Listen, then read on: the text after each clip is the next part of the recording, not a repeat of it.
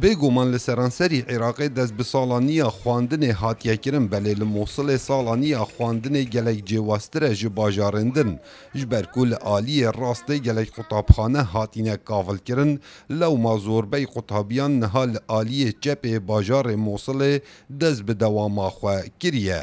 Digel vê çendê jî pêdawîstiyên qutabîyan wek pêdivî nehatîne palvekirin û xizmetgozarî li qutabxanan gelek dikê min.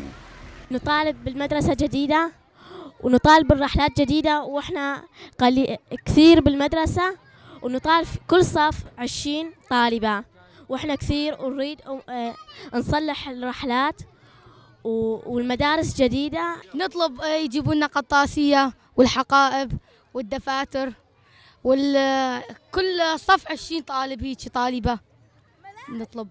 Rêvebera qutabxana Zübeydaya Seretayîya Kiçan wesa bû dengê Amerîka diyar ket ku ew qonaxa xelkê Mosulê bin desthelata Daeş da jiyay gelek bandora xwe li ser astê qutabîyan kiriye.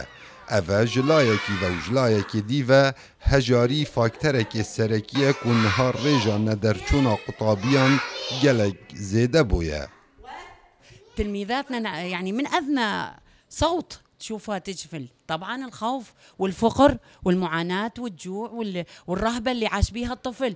يعني أنا خريجة بكالوريوس علم النفس، فألاحظ يعني أنا يعني هاي من صميم عملي، أنا خريجة علم النفس، فهذا من صميم عملي اللي عاد أشوفه، الخوف اللي عاد ألاحظه والرهبة والفقر طبعا والجوع، المعاناة اللي عانوها أيام الفترة المظلمة، الفترة القاسية أيام داعش.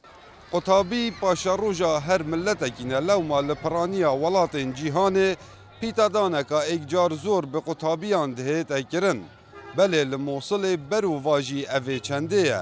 Lewma digel destpêkirina salaniya xwandinê, qutabiyên bajarê Mosulê gelek gileyî û gazinde ji hikûmetê hene. Kawa Emer dengê Emerîka, Mosul.